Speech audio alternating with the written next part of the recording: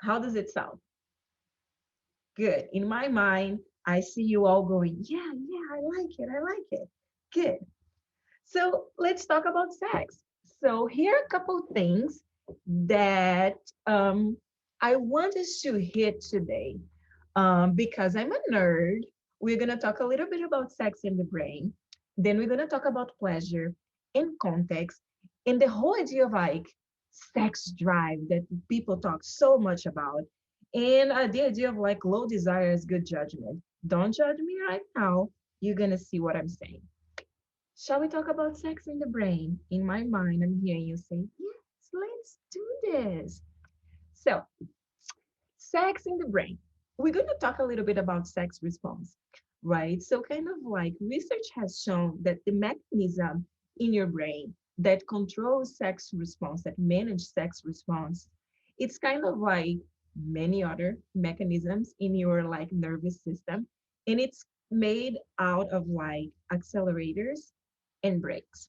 That you have a sex excitation system and a sex inhibition system. So those are going to be your accelerators and brakes. And basically what we're trying to do, we have this dual control model, right? That the sex excitation system is the one that it's kind of like it's going to be surveying the environment for anything, everything that is kind of like anything that is like sex related, anything that's fun, that's exciting, that's cool, that's sexy. It's always surveying the environment. In the sex excitation system, it's always at a low level of activation. So, right here, right now, just because we're talking about sex, it could be that you're going to be a little bit turned on because your sex excitation system recognizes that, like we're talking about sex, this is kind of like a sex related stimuli, and it's going to kind of like send a signal, right, to get you turned on a little bit. And then there is the sex inhibition system, which is going to be kind of like your brakes. The sex inhibition system, it's going to be always kind of like on the lookout for threats. And if it feels that it's kind of like there is a threat in the environment, if there is something that it's not going to be, it doesn't feel safe, it really sends a signal, and that's that big foot on the brakes. So that's kind of like how the your sex response, your brain works with the sex response. So how does arousal happen? How is it that I get turned on? When you turn on the on and when you turn off the off, right? For you to be aroused, for you to feel like, yes, let's go, baby. This is what's happening. You have to turn on the on and turn off the off. And the way it happens is kind of like, why is it relevant? Why is it relevant? It's because some people feel like, like I never get in the mood. And then like people go ahead and watch a whole bunch of porn and get kind of like lubes with flavor and try to go somewhere else. So they're trying to create more acceleration, right? They're going to try and get more stimuli to the acceleration, to kind of like the excitement system. But what research is showing us is that kind of like people who have any trouble with arousal, that's not because you don't have enough stimulation. It's because you have too much stimulation to the brakes. So it's not, you don't need necessarily, it's really rare that like this person needs to create more ways to stimulate the excitation system. It's the brakes. And what are the things that would kind of like hit the brakes? What are some of the things? Some of the things that kind of like create send more stimuli to the brakes are kind of like messages about body image, mental health issues. If you're not feeling safe in any way, shape, or form, so kind of like if the person with whom you're with, it's someone that's not there for you, emotionally engaged, emotionally responsive, emotionally connected. Those are ways in which you're not going to feel safe. So it's too much of like a big foot on your brain. So what we're going to do is try to create ways to kind of like reduce the amount of stimuli that are being read as something that's activating that kind of like, okay, let's calm down. There will be nothing going on here today. It sounds random. It's not random. Bear with me, keeping in mind, and we're going to see how it all relates to the conversation about sex. Brittany, I'm not even seeing where the chat is. So you let me know. We're going to have like 3 sessions and we're going to try and pause in between in case we have some questions. Okay. So let's talk about pleasure. Pleasure is something that is very important. And when we are talking about sex, but when we talk about sex and we talk just about pleasure and say like, hey, it's just pleasure. The pleasures in sex is just you feeling good. It's the same as you're talking about the vagina as a vulva. You leaving like a whole bunch of things out. But so let's take a look at pleasure. We have a pleasure center in our brain. And how is it that this pleasure center works? It has 3 different parts. There is one part that is kind of the liking, which is kind of like the pleasure part of that. It's kind of like yum, ice cream, Kit Kat. That's kind of like the part of the pleasure center that's really connected with the idea of kind of like pleasure. It's just kind of like, kind of like newborn babies when kind of like they give them a little bit of sugar and they go all crazy. That's the liking part of the pleasure center, right? The other part is wanting. The other part is kind of like, ooh, what's that? I think I want that. Like it's kind of like, I'm going to go and get it. So this is another component of like the pleasure center, right? And the other one, it's going to be expecting. Expecting is kind of like, okay, do you know how many people here are familiar with Pavlov experiment with the dog? Have you ever heard that? They did it kind of like he got a dog and he got the dog to salivate when he would ring a bell. So basically, the idea is kind of like Pavlov, there is a dog, and he started to kind of like do a lot of kind of like behavioral experiments with the dog. The idea is kind of like dog, dog would get seafood and would salivate. And then you get the dog and you get the food and then you ring a bell and the dog salivates. And then dog, food, bell, salivate. Dog, bell, salivate. Food, salivate. Eventually you get to a point where the dog sees the bell and it salivates. Does it mean the dog wants to eat the bell? No. Does it mean that the dog thinks the bell is delicious? No. It means that the dog learned how to connect that the bell is a stimuli for food. So that is another part of kind of like our pleasure center is the learning thing, is the expecting things when I can see that this leads to this. And this is kind of like how the pleasure center in our brain works. It's not just like, oh, I like this. No, it's not as simple as that, right? In order for that to happen, I really have to have that kind of like for me to experience pleasure, that like thing, but also the want thing that's like, oh, what's that? I want to go there. I want to explore. I want to do this. I want to do that. And then there is that expecting thing that is like, I know that. I know what's going on. I see, I know what's going to happen. So those are kind of like 3 elements of the pleasure center. Another thing that when we are talking about pleasure, that's very important is for us to keep in mind how our perceptions of the sensations, they change. Okay. So one thing, like one experiment that was really interesting is kind of like when you have like a little rat, right? You can get a little rat, and then like you have like those different parts of their brain, and you can touch the part of the brain. You can locate the part of the brain that activates that sensation of pleasure. That is kind of like if I activate this, He's gonna be ready to feel pleasure. He's gonna be ready to feel like, oh, it's exciting. I'm gonna go there, right? So what happens is if you put these rats in a room and the room is calm, the room is kind of like feels good. The room is kind of like just kind of like kind of like a normal room, something like this. And you activate that, the rat, he feels like, yeah, I'm gonna move towards. I'm gonna kind of like I'm excited. I'm gonna see this.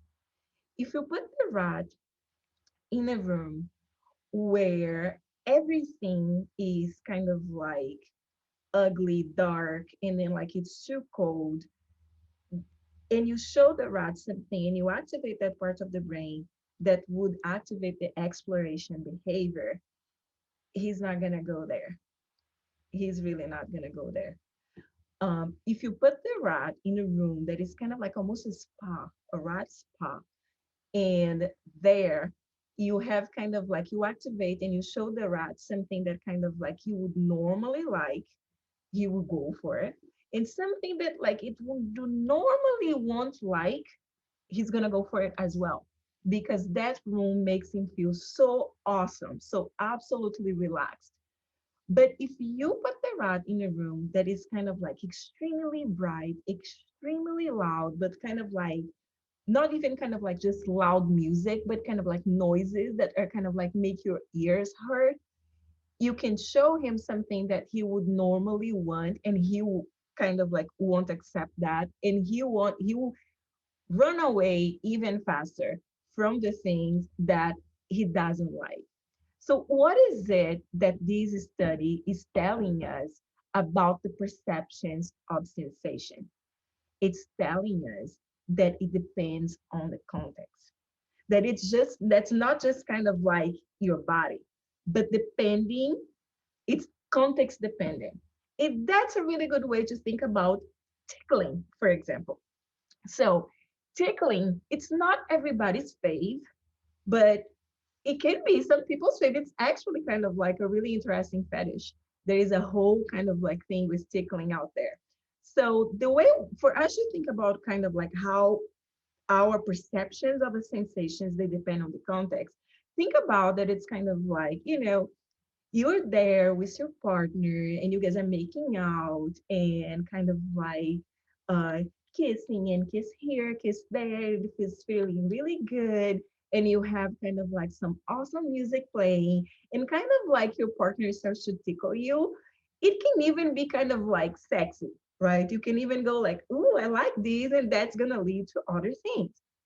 But now think about kind of like you know you are like a new couple, you're doing these, right? And you kind of like just at those early stages of dating where your brain literally reads everything as a sex stimuli, and kind of like that person tickles you and you're like, oh, that's so good. I'm gonna go. And then like that leads to awesome, amazing sex.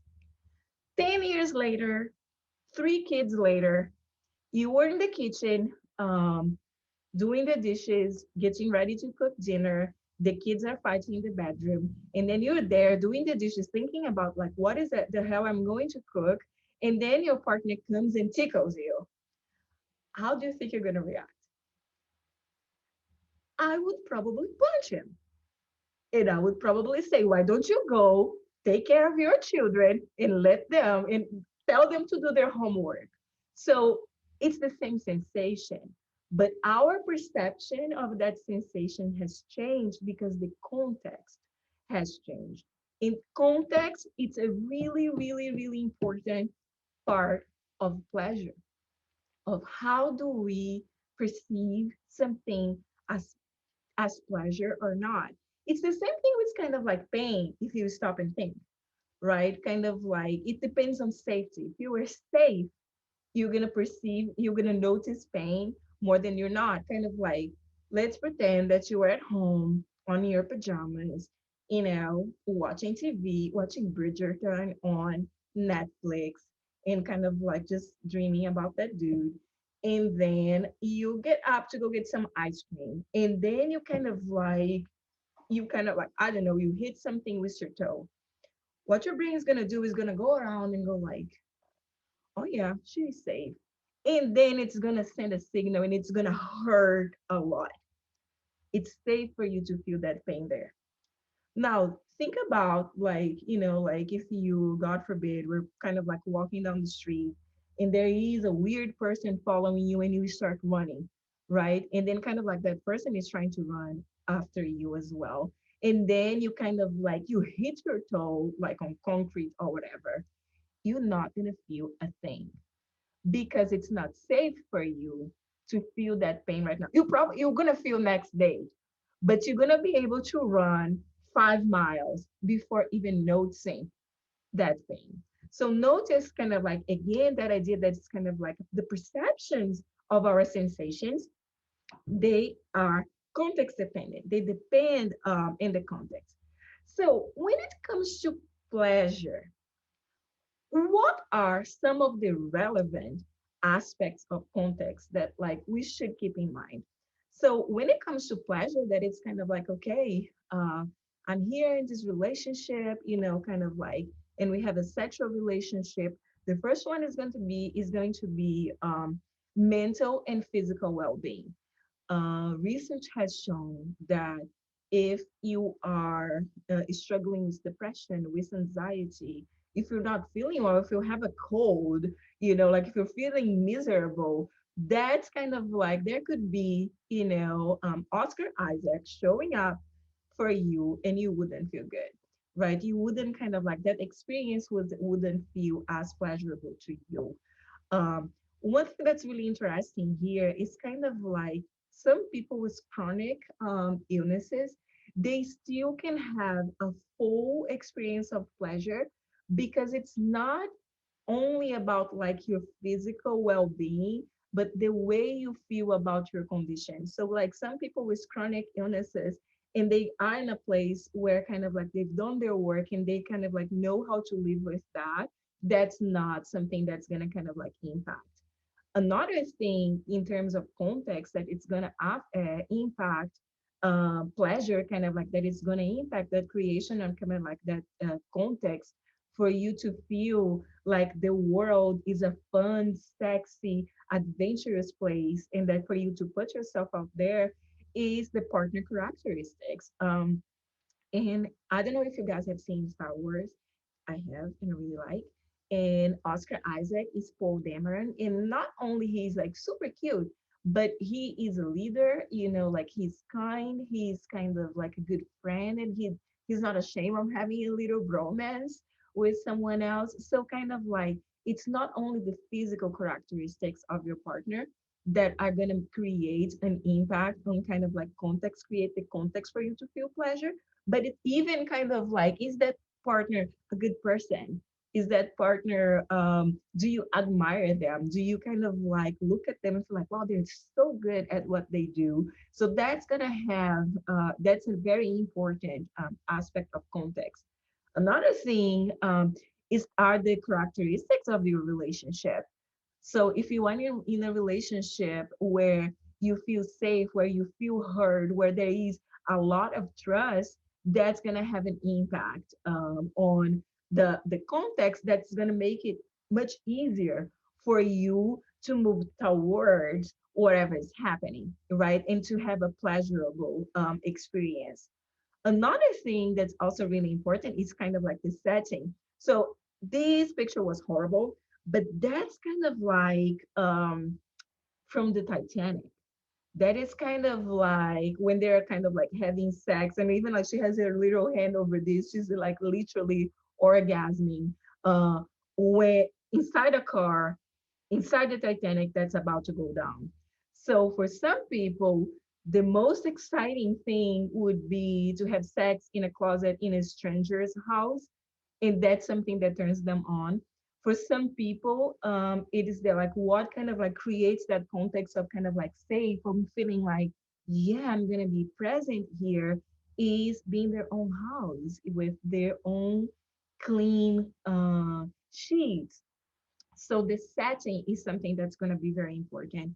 Another thing that's going to be impacting the context that's going to impact pleasure is life circumstances. Like if you have any financial stress, if you're going crazy um, with work, or kind of like it's finals week, if you had a baby, if you lost someone, this is all going to have an impact in the context and how you're going to perceive whatever is going on.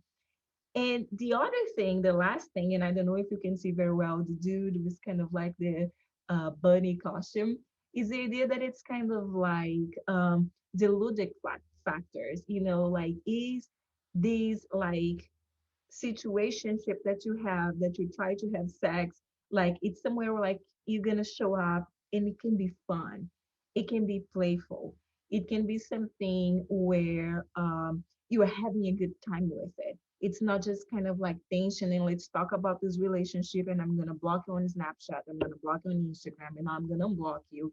So kind of like if it feels kind of like light and you have fun and it's ludic, those are all very important elements of like context that are going to have an impact on how you're going to feel pleasure. Okay, does anyone have any questions about pleasure, how pleasure works, before we go to kind of like, I really like this part, so kind of like speak now or never, now is the time. Okay, let's go and talk about these: sex drive or sexual desire. Let's talk a little bit about this because I think that everybody and their brother has already heard that expression, right? Sex drive. Um, Question: has anyone? Sorry, guys, this is a typo. That would be really sad. Has anyone ever died for lack of sex? Think about it.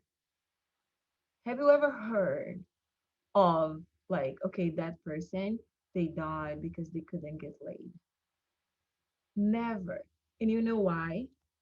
Because sex, it's not a drive. A drive is an uncomfortable internal experience. And that's kind of like a warning system. It's letting you know that there is a problem that needs to be fixed, right? And if you don't fix that problem, you're gonna die. Hunger is a drive. So it tells you that it's kind of like you need more nutrients in your body. And if you don't eat, you're going to die. Thirst is a drive. It means that it's kind of like there is some electrolyte imbalance in your body. And if you don't drink water, you're going to die. Sleep is a drive. So if your body needs rest in order to recover. So a drive is an uncomfortable internal experience that kind of like it's showing you that there is a problem that needs to be fixed. And if you don't fix, you're gonna die. So is sex is not a drive. What is sex then? Sex is a motivation system. This is kind of like the perception is kind of like it's a pleasurable experience that's gonna kind of like pull you out in the world uh, to go and to explore that thing that you feel curious about. So notice that it's a very different perception. And why is it so important for us to realize that sex is not a drive? Sex is actually a motivation system. And we're going to talk about sexual desires or instead of sex drive. It's because you're not going to die if you don't ever get laid. So here, when I'm thinking that sex is a drive, I'm connecting way more with kind of like that need to have sex. It doesn't matter when, it doesn't matter where. I just have to have sex. And depending if you are a man or a woman, that even like your value as a person is tied into that. And if you don't kind of like when you walk around and you're like, yeah, I'm really not really interested in having sex lately, something is wrong with you. No, nothing is wrong with you because sex is not a drive. Sex is an incentive in a motivation system. So that's something that's really important for us to keep in mind, right?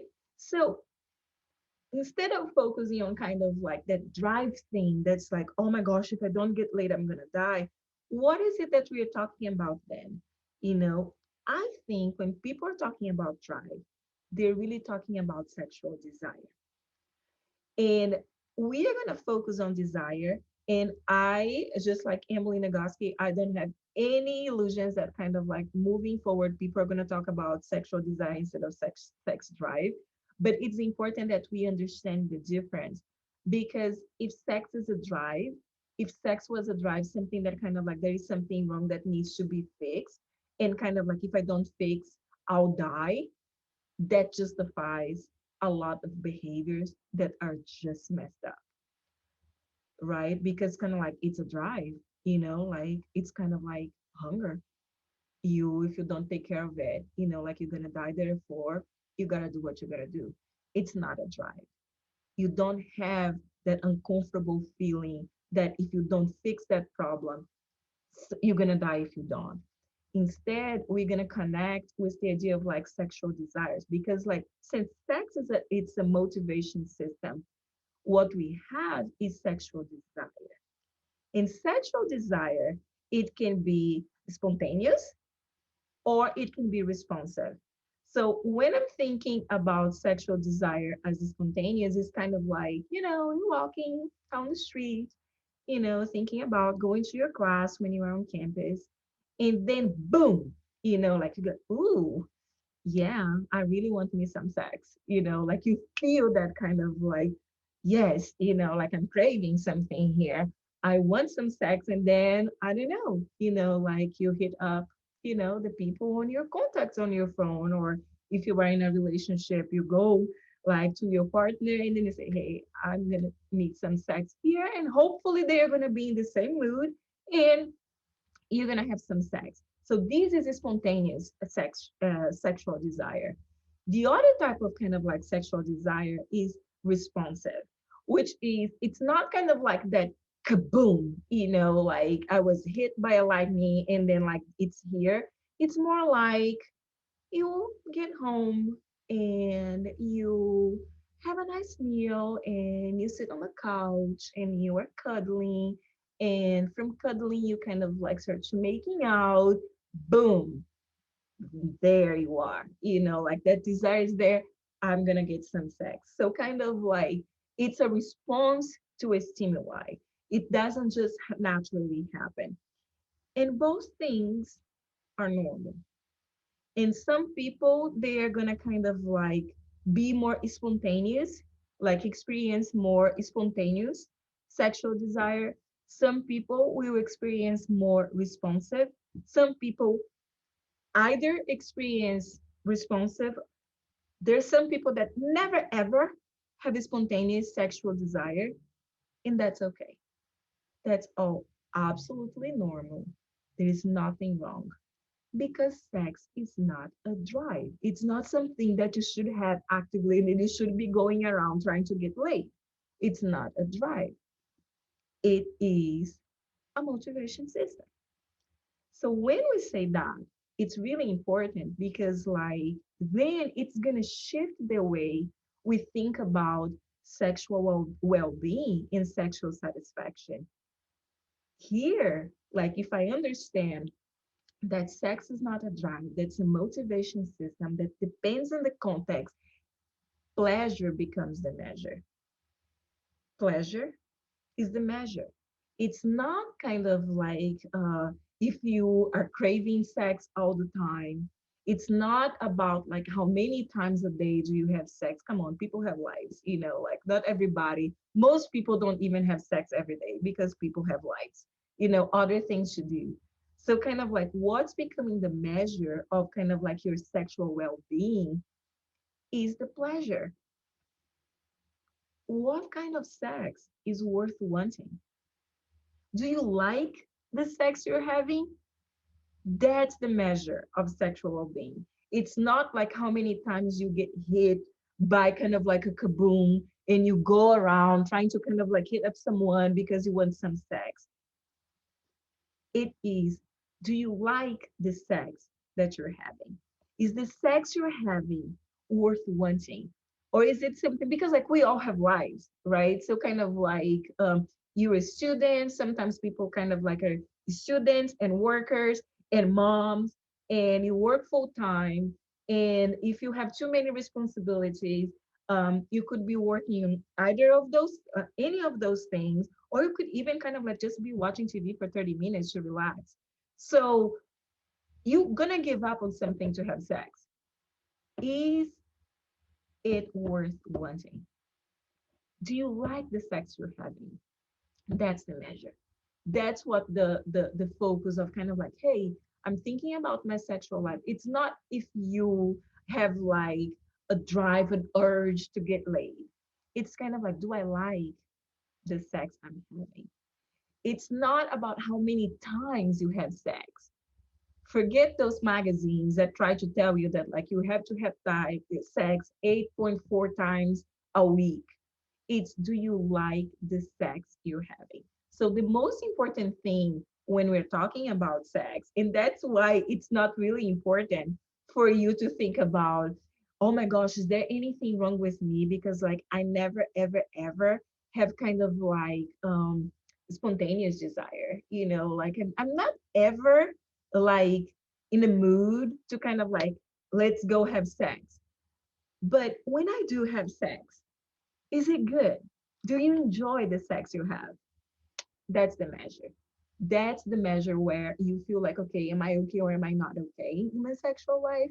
Is it if you were enjoying, if you're having pleasure with the sex that you're having? It's kind of like, just think that kind of like you invited your best friend invited you to go to a party, right? And you said, yes, sure, I'm gonna go. And it was kind of like she told you 2 weeks in advance, and kind of like the week of couple days before you start to go, I'm gonna have to do my hair. I'm gonna have to put on my party clothes, and you're really not wanting to go. But you go, like you said, hey, but it's my best friend. I said that I was going to go, so I'll go. So you go, and when you get there, the music's awesome, the people are great, and you have a good time and you enjoy yourself. So does it really matter that you didn't really want to go in the first place? No. You got there and you're having a good time, you're doing it right. That's what matters, right?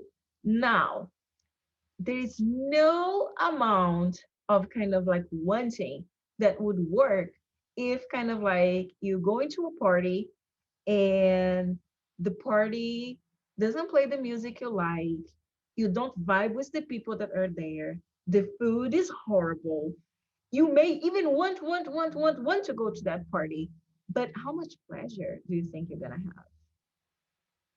So what's more important? It's you out of the blue wanting, or is it the relationship that you have with that, the pleasure?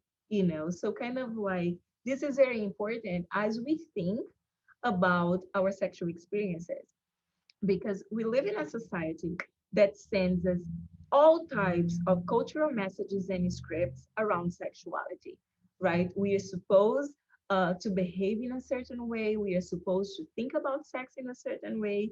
And men and women, they are going to get very different messages, right? So, kind of like for men, especially heterosexual male men, and then that's the only type of like masculinity that those cultural messages and scripts consider really your value as a person and kind of like your manhood, you're going to be considered successful depending on the amount of vaginas you stick your penis inside.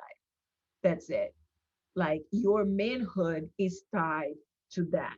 So you were, as a man, you were expected to want sex all the time and to have sex, and to, it doesn't matter, and if you don't want sex all the time, if you're not kind of like in the mood, if you don't have that spontaneous desire, there's something wrong with you. For women, it's kind of like a catch 22 type of situation, because if you want sex, you are a HO, and if you don't want sex, you're frigid. But the most important thing is, as a woman, you are supposed to do whatever works for the person you're with. So The way you go into sex is to please someone. The way you go into sex is kind of like worried about what is that other person wants or like.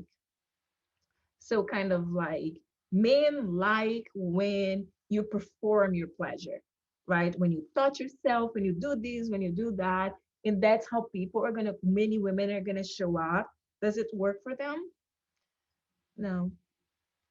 Or like your partner is more into kink than you are, like 50 shades of gray, right? That even kind of like there is some parts of the book where kind of, I didn't see the movie, but I read the book where kind of like she talks about him spanking her and she didn't like it. She didn't feel any pleasure. And then she felt numb.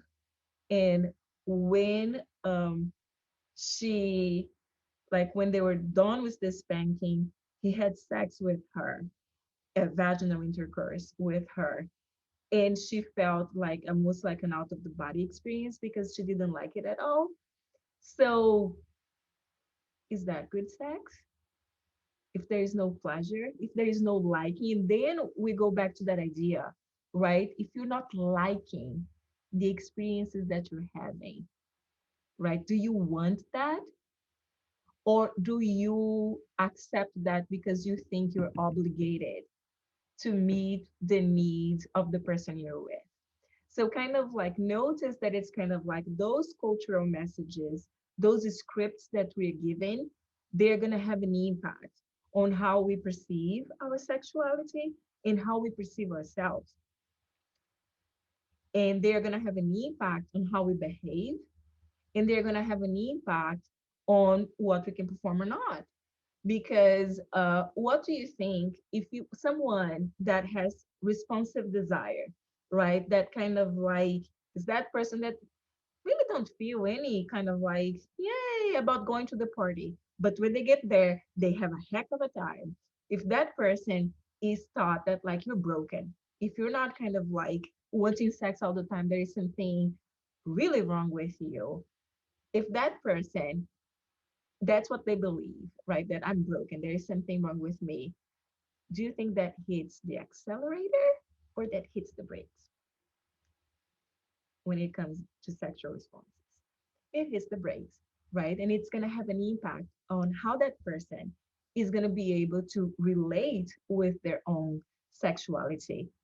Other things, kind of like if you were brought up in terms of cultural messages that kind of like that it's wrong, you know, that like depending on how your first sexual experiences were, if you're brought up with kind of like very traditional values that only consider kind of like, you know, sexualities for reproduction purposes only, that's going to have an impact because like if you're having a good time, you're going to feel ashamed. So there is something wrong with me. So this is all going to have an impact on how you are going to be able to perform the sexuality or not. But one thing that is really important here for me is for you to think that it's kind of like the most important question for you to ask yourself is, do I like the sex that I'm having? Because sometimes, you know, like you go like, man, like low desire is kind of like it could be my first and second names. But sometimes low desire is good judgment because why would you want sex that's not worth wanting? So the first thing that you have to think about is what's the sex that you want to have? What does it look like? What does it feel like? And I bet that when you start to get the sex you like, your desire is also going to be higher. Okay. One thing that's really important for us is because, like, I was saying that, like, dude, sex is not a drive because a drive is something that's gonna like it's an uncomfortable internal experiences that push you out into the world to solve the problem because otherwise you're gonna die. And someone is gonna say, but I do sometimes feel a very uncomfortable internal experiences that push me out into the world to solve that problem, and it's regarding to sex. It's not a drive because what we're doing is like, it's kind of like, just imagine that there is a goal, right? And there is kind of like, a ratio of kind of like how much effort and how much time it takes to achieve that goal. It's kind of like if you're driving from here to the Woodlands Mall, it's kind of like a 30 minutes drive, right? So if you are from here there, and it's kind of like 15 minutes, it's your like more than halfway there, you're gonna be super excited, right? You're gonna be super happy. That's like, yay, I'm more than halfway there. But if kind of like you get behind someone that's driving really slowly, you start to feel a little bit frustrated, right? You go like, oh my gosh. And then if the like all of the sudden it's kind of like three or four people that are kind of like driving really slowly and it's kind of like 30 minutes and you is still like probably like more than the other halfway far away, that's gonna create an enormous amount of frustration, right? And that frustration, sometimes it shows up as kind of like anger. There's like, "Ah!" um, rage people. Or sometimes that frustration shows up as kind of like disgust, like, ugh, I didn't even want to be there. Like, ugh, that mall sucks. Anyways, sometimes that frustration shows up as like anxiety, like, oh my gosh, I'll never be there. I'll never be there. I'll never be there. Or that frustration shows up kind of like a fear, right? So what you're feeling is frustration. But now think that it's kind of like it's one of those days that you got stuck in kind of like the construction part of kind of like the road. And then there is an accident with a semi, and all the lanes are blocked. So you are parked, literally. You're not going to move. You're going to be there for hours. So at that moment, kind of like the little monitor in your brain that was kind of like the entire time adjusting the amount of kind of like effort to the amount of time, it looks at you and go like, nah, that goal is absolutely unachievable. And when you get to that point, that realization that like the goal is unachievable, then you get into kind of like despair, right? Instead of just like, you're just like, I'm never going to live here.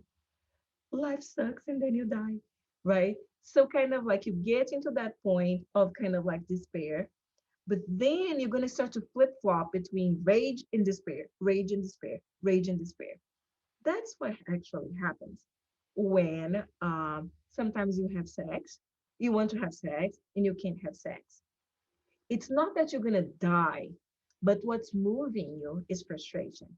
And what's going to kind of like motivate you to keep going, to get angry and angry and angrier, it's not necessarily it's not the sex.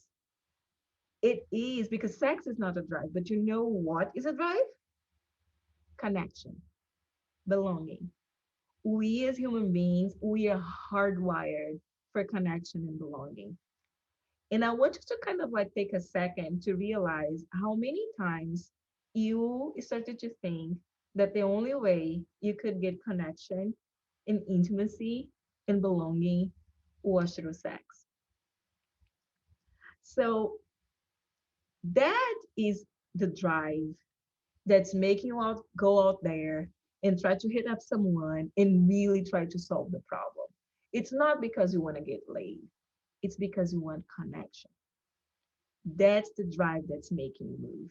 And why it's important for us to notice, because if you need connection, you can get connection, but you may not need the sex because it's going to be more often than not that you're going to, if you what you really need is connection and you're trying to get the sex just to feel connected, it's not going to be sex worth wanting. And you're going to end up putting yourself in a position that's vulnerable, right? So, like, what is it that you really want? It's the same question that you ask yourself when kind of like you said, like, but I just want to feel wanted. Like it's so hard. But I think that like sometimes one thing that kind of like men get that it's really hard is kind of like when they have, I don't know, some type of kind of like erectile dysfunction, and kind of like their partner, the female partner or the other partner goes like, but I thought you loved me, I thought you wanted me. And it has nothing to do, like they love you and they want you, like this is just kind of like a blood flow thing. But when you say that you just wanted to be wanted, what is it that you want when you want to be wanted? What does it feel like to know that you are wanted? What, like, if, when you know that you're wanted, what does it give you? Belonging, security, what else? Go get that, because that's not a sex problem. Therapy helps. That's my advice for you all. Okay, this is something that I really, really, really super like, because it's kind of like kind of like when they do those researches, um, and then kind of like they will put some kind of like they're gonna get someone, and like a man and a woman, and they'll sit them in a really comfortable, super awesome kind of like lazy boy chair, and they're gonna like poke some things, like in their genitals, that they're gonna be able to measure blood flow, and they're going to give them a little remote control where they can kind of like click every time they feel like, ooh, I'm turned on here, right? And then they put those people individually. Of course, it's not everybody at the same time. It's not that type of party, but if it is your type of party, go for it. So one at a time in the research lab, they're going to get those people, and then kind of like they're just going to show them a whole bunch of porn, like a whole bunch, kind of like all types of porn you can possibly imagine, like aligned with their gender, their sexual identity, not aligned, straight porn, gay porn, kinky porn, BDSM, and they're gonna show them even kind of like some monkeys, copulating and stuff like that. And the idea is to see like how often does it match that you're gonna have a genital response and you actually felt turned on, right? So with men, 50% of the time there is kind of like an overlap. With women, it's kind of like 10% of the time that it's actually there is an overlap. So what is it that the blood flow is telling us? It is just telling us, just like the dog in Pavlov's research, that that was some type of sex stuff, and your body is reacting to that sex information. Does it mean that you like that? Does it mean that you want that? No.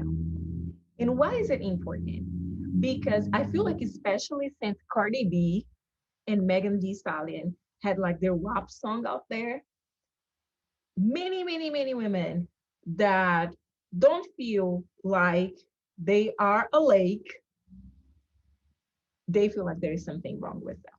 That it's like, oh my gosh, but what's going on here? But the if you see like that is kind of like there is just like non-concordance, right? There is kind of like you can have one in the absence of the other.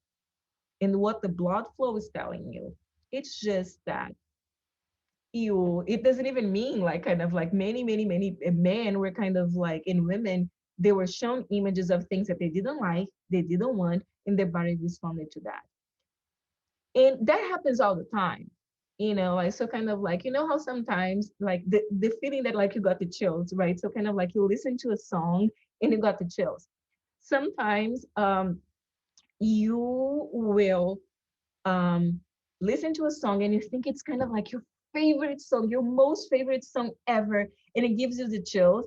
But when you look at your hairs, they don't go like this. So you have a subjective experience, right, of kind of like having the chills, but your body, it's not doing the same thing. Doesn't matter.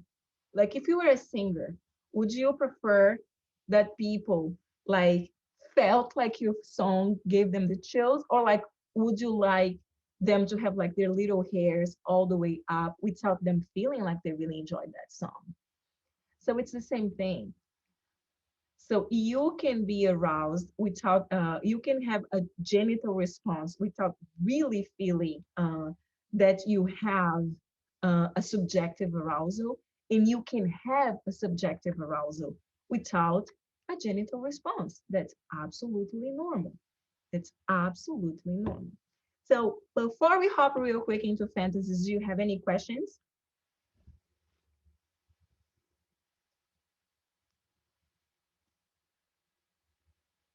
Cool beans. So the thing that it's kind of like important for us to keep in mind when we are thinking, hold on, yeah, when you're thinking about fantasies is, like some people said, I'm scared that people will find out what I masturbate to, right? So fantasy is just kind of like pretty much any image that you can bring to mind when you are awake that turn you on. So the most 97% of people, they really report having sexual fantasies. The top seven sexual fantasies, they are multiple partner sex, power and control and rough sex, novelty, adventure, and variety, which is kind of like, oh, I'm gonna have sex in a different place, a different thing. Taboo and forbidden sex was kind of like, okay, I want to have sex and like on someone's, like armpits. Um, Partner sharing in non-monogamous relationships, passionate romance, and erotic flexibility. So fantasies are absolutely normal, just like we said in the beginning. And it's common. It's the way that you're expressing your sexual desire with someone. But should you book a trip to Fantasyland? So, kind of like go back to that idea that I said at the beginning. Everything, absolutely everything is going to be normal when it comes to sexuality, in terms of as long as it is consensual and it does not involve unwanted pain. So when we say consensual, I'm also saying that it's kind of like a minor cannot consent. There is all of those things, right, for you to keep in mind. Does it involve unwanted pain? Does it pose an unusual amount of risk of harm to one or more people that just go beyond the risk of just having sex? Those are the questions that you're going to ask yourself before you engage in your fantasy. Assume that everything is normal and you should engage on it as long as it's safe, legal, sane, and consensual. That's it.